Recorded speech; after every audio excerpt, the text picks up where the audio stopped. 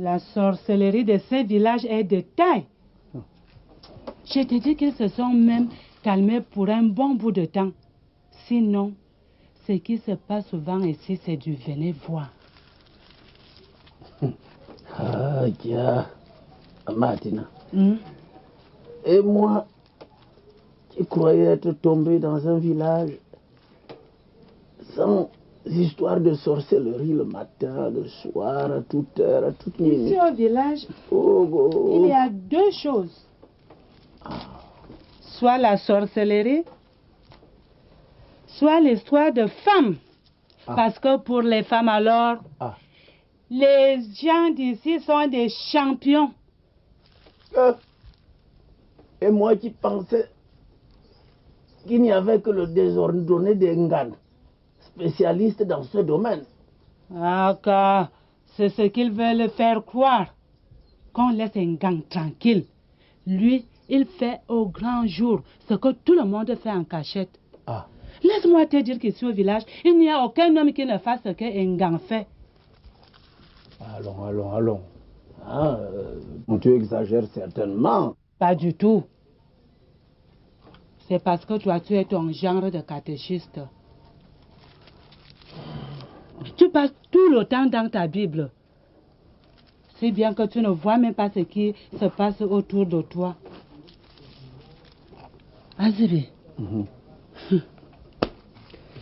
quand mon mari est mort, qui n'est pas venu me demander l'histoire là? Tous!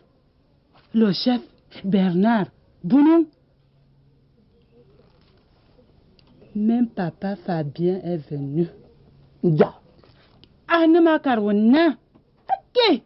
J'insulte mon faux père.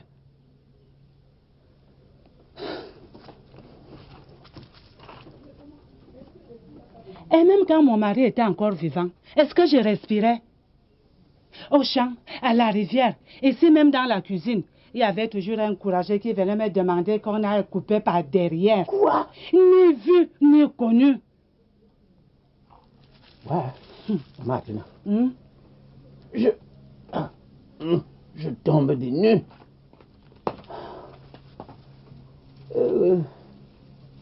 Je sais que tous les hommes sont les mêmes. Mais, je ne te cache pas, Martina. Je croyais que les hommes de ce village étaient plus calmes. En dehors du désordonné d'Engan. Hey, Azeri. Méfie-toi de l'eau qui dort.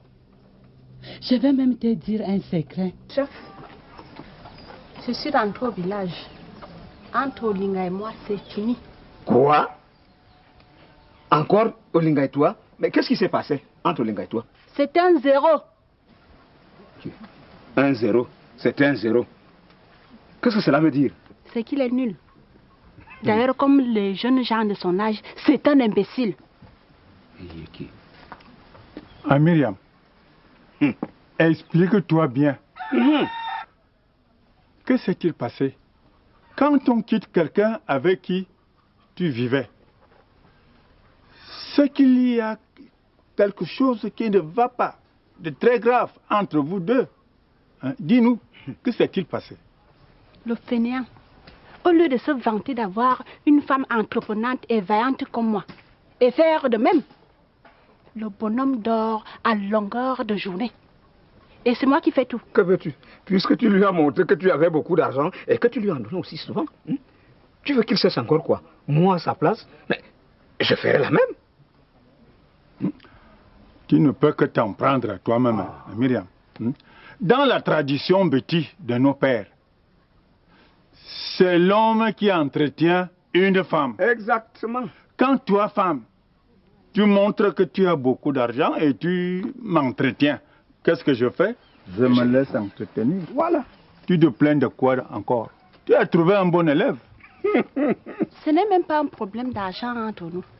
En plus, dans le domaine de l'amour, il ne faut pas toujours trop calculer. Le vrai problème, c'est qu'au Linga, court derrière toutes les femmes. Les jeunes, les vieilles, les ceci, au Linga par-ci, au Linga par-là. J'en ai marre. un moment, je me suis dit qu'il lui fallait un peu de changement. Comme vous les hommes, vous adorez cela. Et c'est pour ça que je le laissais partir par-ci, par-là. Mais, malgré cela, rien ne s'est passé.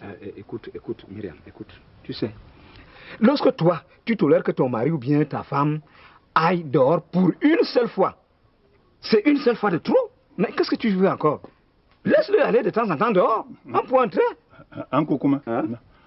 Toi-même, tu sais que il a 20 ans de moins que toi. Un jeune talent, un shoga. Chaud lapin. Caro, hein? Mais c'était absolument prévisible. Et toi-même, tu sais que tu ne réponds plus. Hein?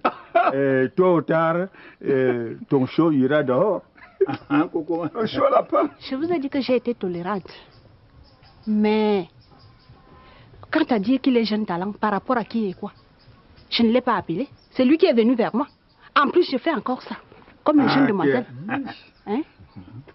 Quand tu as dit qu'il est jeune talent, moi, je ne vois pas. Et puis, la goutte d'eau qui a débordé le vase, c'est que Olinga a amené une jeune fille chez moi avec un bébé. C'est moi qui les héberge. C'est moi qui les nourris. C'est moi qui fais... Non, non, non. Là, j'ai dit, je dépose tout. J'ai emballé mes affaires et je lui ai dit que je rentrais chez moi. Le bébé de qui? Le bébé d'Olinga Pardi. Donc tu comprends que je ne pouvais plus supporter. J'ai tout emballé et je suis partie. Il a tout fait pour me supplier. Je lui ai dit que c'était la dernière. Je n'avais plus rien à dire. Et me voilà. Pour ça, au moins, à Myriam, tu as bien fait de rentrer au village. À chef. Mais pour combien de temps? Bernard. Un tafil. Un tafil que tu vois là était très lié à mon mari. Ils marchaient ensemble. Ils faisaient tout ensemble.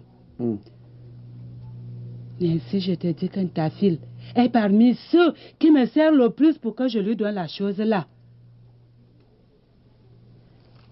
Et même quand mon mari était vivant, il tournait toujours autour de moi. Et quand mon mari est mort, il est revenu à la charge, plus fort que jamais. Il voulait même m'épouser. Moi,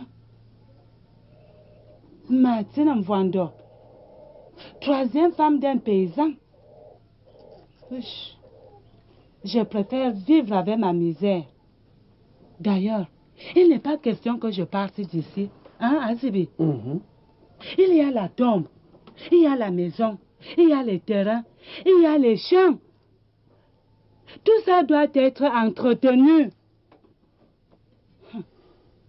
Et quand ce bonhomme de Nestor, qui était de passage ici au village, m'a dit qu'il voulait vivre avec moi, j'ai tout de suite accepté pour me débarrasser des autres. Mais laisse-moi te dire que ça les a énervés, tu ne peux pas savoir. D'ailleurs, moi je m'en fous.